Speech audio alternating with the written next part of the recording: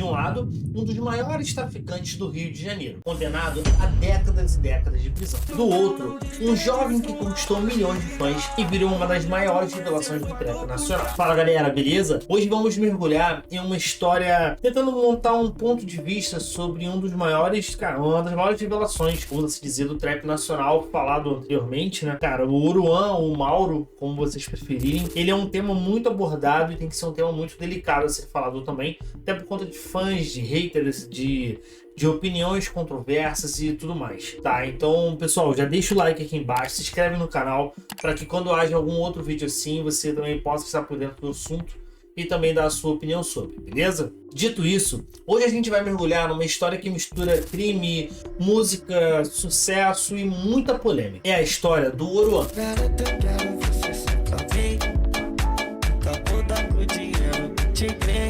Um dos caras que mais bombou na cena musical brasileira nos últimos anos, através da Main Street e outros meios de modo geral. O que acontece é que quando a gente fala sobre o Oruan, temos que lembrar que ele é filho de um dos líderes, do Ser Vermelho, e se torna uma estrela da música do nada. Até onde essa lealdade, familiar, ela pode influenciar nisso? Onde termina a arte e começa a apologia ao crime? Vamos falar hoje sobre pontos diferentes disso nesse vídeo. Então, bora comigo. Mauro Davi dos Santos Nepomuceno, ou simplesmente Oruan, como ficou mais conhecido, que é o nome dele descrito ao contrário, não sei se vocês já perceberam. Esse cara ele só tem 24 anos, mas já está com 1 milhão de streams em diversas plataformas, parcerias com grandes nomes do rap nacional e, claro, uma porção de controvérsias que fazem dele uma figura que divide muitas opiniões na cena, de modo geral, boas e ruins. Mas para entender quem é o Oruan, a gente precisa voltar um pouco no tempo e falar do pai dele, o Márcio dos Santos Nepomuceno, o Marcinho VP, apontado como um dos cabeças do Ser Vermelho, uma das maiores organizações criminosas do Brasil. O Marcinho ele foi preso lá em 1996, se eu não me engano.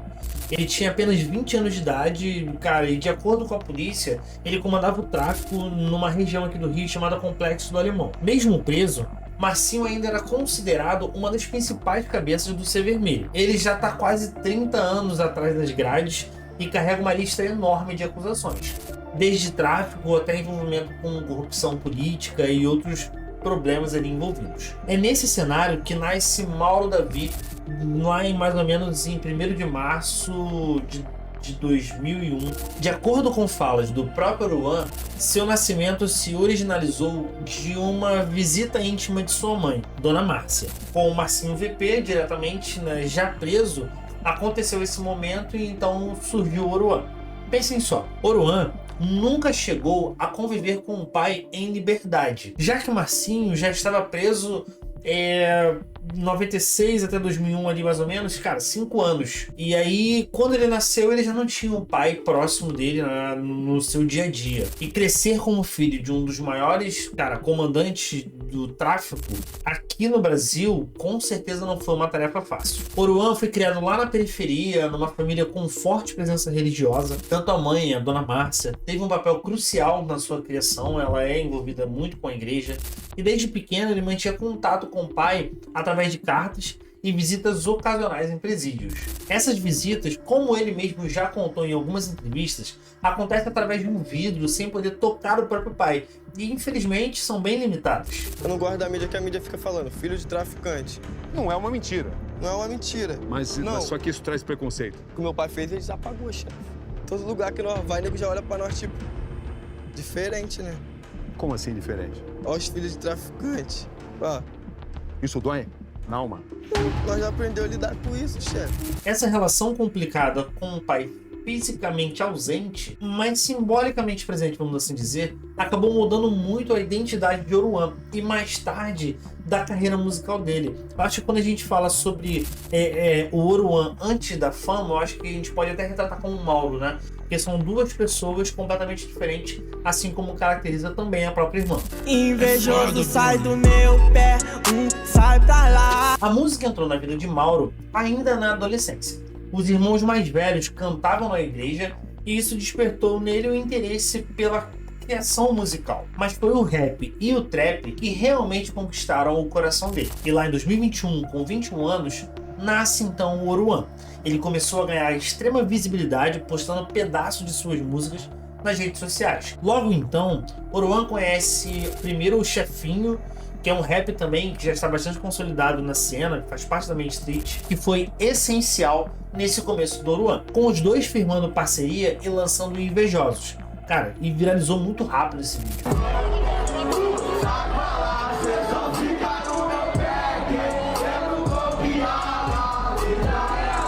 O que pouca gente sabe é que é um dos primeiros textos que o Oruan escreveu foi uma poesia pro seu próprio pai. Mas que saudade eu tenho do meu pai, mas tá guardado na mão do Senhor. Sonhei um dia que a Lili cantou, vai ser o dia mais feliz da minha vida.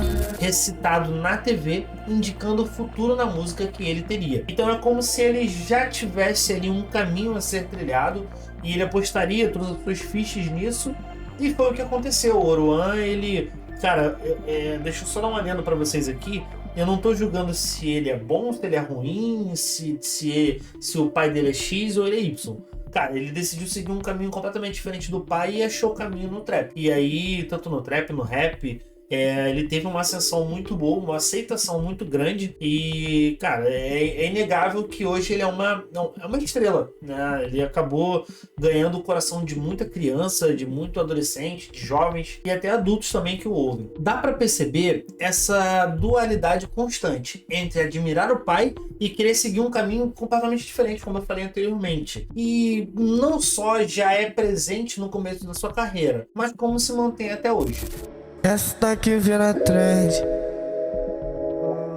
Foi lá, em 2022, quando uma coisa explodiu ali, né, pro Oruan. Ele assinou com a Main Street Records e começou a emplacar hits através de hits. Lembrando que a Main Street é liderado pelo Orochi, né? É um dos maiores trap do rap também da cena. Cara, é conhecido como chefe também, o cara é brabo. Acompanha aí o Orochi, inclusive, desde 2016. Mas isso é um assunto para um outro momento. A visibilidade veio numa velocidade impressionante. Músicas como Carro Forte, Filho do Dono e Papo de Augustinho bombaram muito nas plataformas. Para vocês terem uma ideia, Papo de Augustinho, ele teve mais de 100 milhões de views. E, cara, isso é um número impressionante para qualquer artista. As parcerias também ajudaram muito nesse processo, vale ressaltar. Oruan gravou com nomes pesados como Cabelinho, Orochi, Ludmilla, gravou com Rian, também lembro do MC Daniel, entre outros, tá? Ele chegou também a participar do Poesia Acústico, que é um projeto que aumentou ainda mais o alcance dele, dirigido ali pela Pineapple. Interessante notar que Oruan nunca se prendeu a um estilo só, atendendo a um pedido do pai. Ele também gravou músicas gospels, como Terra Prometida, com participação do irmão dele, que é influente no início da carreira dele. Vocês lembram mais ou menos? Eu fiz pra minha mãe se orgulhar, na plateia eu te vi chorar.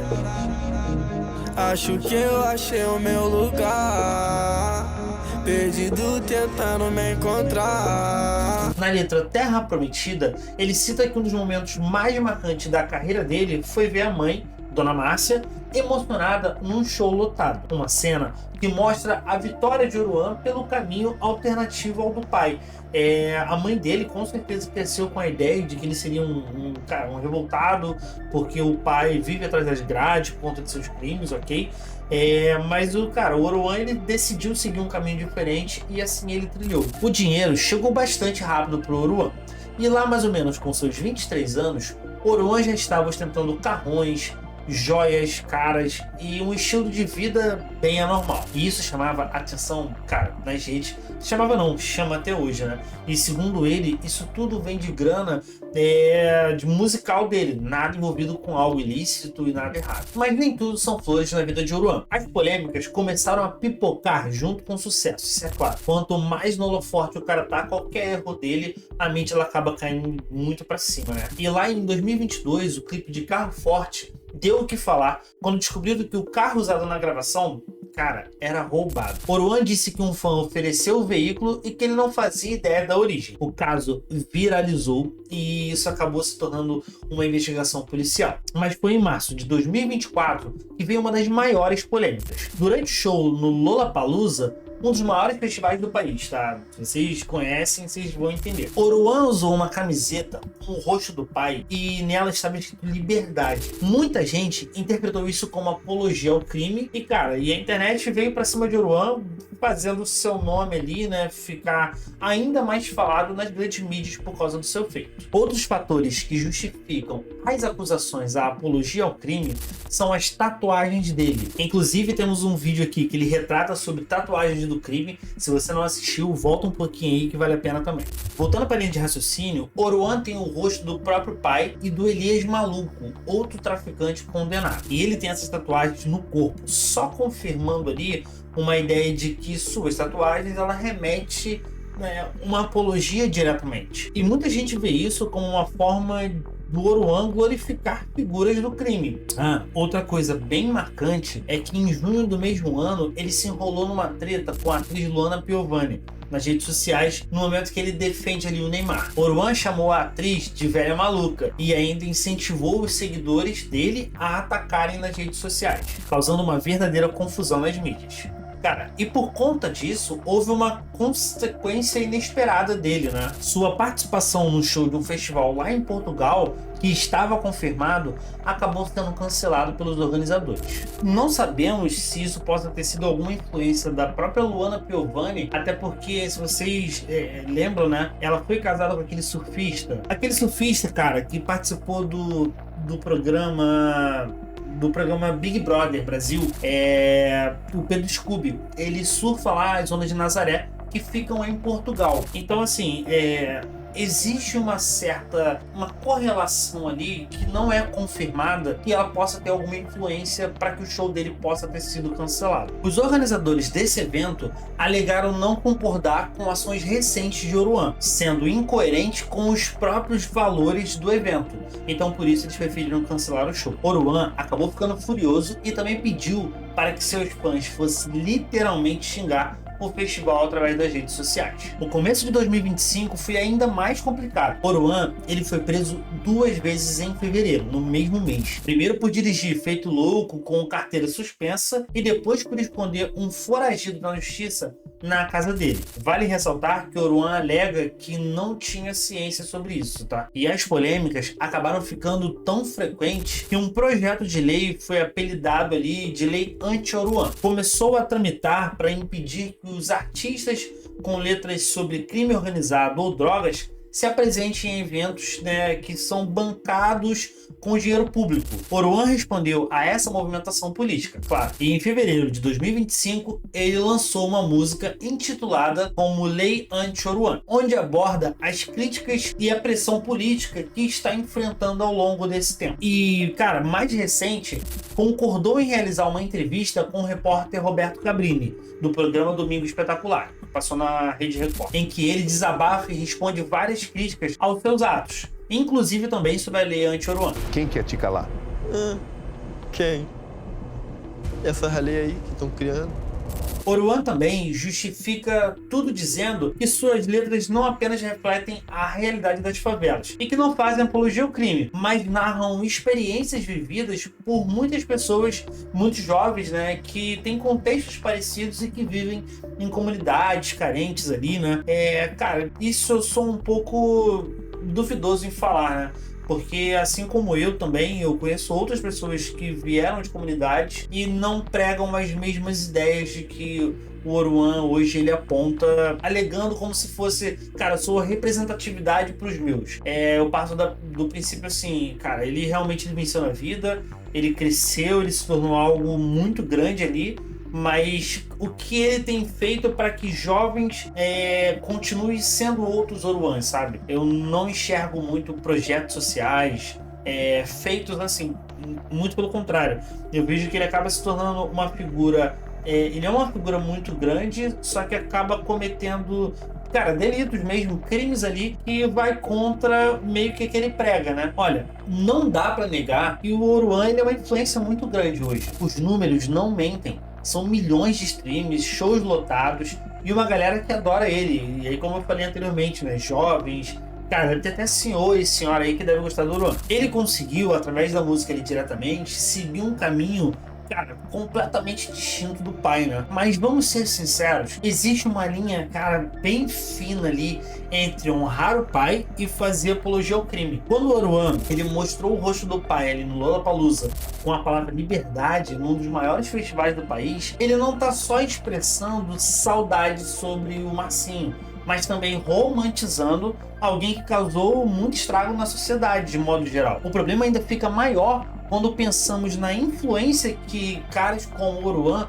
têm sobre os jovens, quando a mensagem ela fica meio ambígua ali em relação ao crime. As consequências elas podem ser mais sérias. A ostentação pesada nas redes sociais também merece uma breve reflexão. Num país tão desigual, ficar exibindo riqueza sem contextos pode passar mensagens erradas sobre o que é sucesso e principalmente quais são os meios para chegar lá. É importante separar o artista da pessoa. Oruan tem todo o direito de amar o pai e sentir falta dele, tá? Não estamos falando algo diferente disso, né? Como ele mesmo falou, é apenas um grito de um filho com saudade do seu pai. Mas como figura pública, ele também tem uma certa responsabilidade. Com 24 anos, Oruan continua crescendo na mídia e, cara, no mundo artístico de modo geral. Cabe a ele decidir se quer ser lembrado só pelas polêmicas ou se quer usar sua influência para algo maior. E se tornar, assim, influência para as pessoas que vivem nas mesmas situações dele, para poder achar meios viáveis também de crescer e se tornar, cara, tudo que ele quiser. Tanto ele quanto outras crianças no mundo ali que vivem dentro de comunidades, de complexos, de áreas inferiores, possam também enxergar um motivo para poder se espelhar de uma forma boa no Oruan, né? Ver que, cara, ele tinha tudo para poder seguir um caminho errado e preferiu, né, seguir um caminho muito diferente, que hoje ele ajuda pessoas. Sempre quando tem eventos lá de Natal, Dia das Crianças, ele sempre leva presente, sempre leva algo lá para as crianças, ele ajuda muito dentro da comunidade, tá? Então, vale ressaltar que tudo que falamos aqui não é apenas para retratar um lado ruim do Oruan, mas também reconhecer os seus feitos e dizer que hoje ele está num caminho muito diferente do pai. Mas agora me diga, o que você acha do Oruan? Eu quero muito saber a sua opinião aqui embaixo nos comentários. E se você gostou desse tipo de vídeo, cara, não esquece de deixar o like, se inscreve aqui no canal, ativa o sininho aqui, ó, para não perder os próximos vídeos. E comentem aqui embaixo também quais títulos agradam vocês para que a gente faça uma pesquisa mais minuciosa ali e possamos juntos descobrir mais mistérios, desvendar ali mais curiosidades. Então, pessoal, um beijo no coração de vocês. Muito obrigado. Fui!